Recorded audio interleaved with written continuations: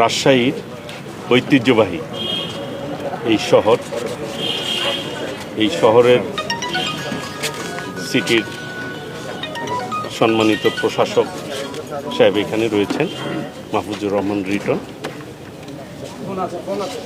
এইখানে যে পার্কটি আছে, চিড়িয়াখানা ছিল একসময় রাজশাহী মানুষের জনগণের দাবি এটি যাতে চিড়িয়াখানাটি সুন্দরভাবে করা হয়, সেই প্রেক্ষিতে এটি আমার ভিজিট করা।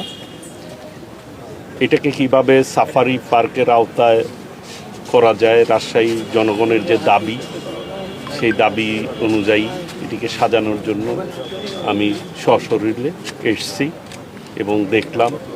আমার চিড়িয়াখানার দুজন ডাইরেক্টরও আমার সাথে রয়েছেন, প্রাণী সম্পদ অধিদপ্তরের, তারাও দেখলেন।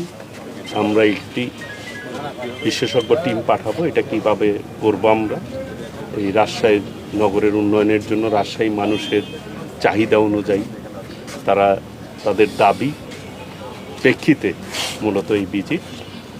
আশা করি আমাদের সম্মানিত প্রশাসক সে আমাকে বলেছে যে এটা কীভাবে সুন্দরভাবে করা যায়। বিগত দিনে এটিকে, এই পার্কটির যে ঐতিহ্য ছিল সেই ঐতিহ্যকে বিনষ্ট করা হয়েছে শুধুমাত্র দুর্নীতির মাধ্যমে।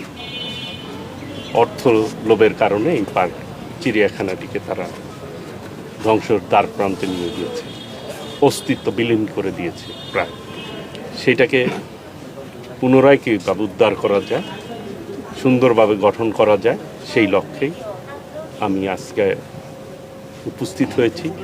ইনশাল্লাহ জনগণের যে চাহিদা, যে চিন্তা, সেই অনুযায়ী আমরা এটাকে একটি সাফারি পার্কের আওতায় এনে আমরা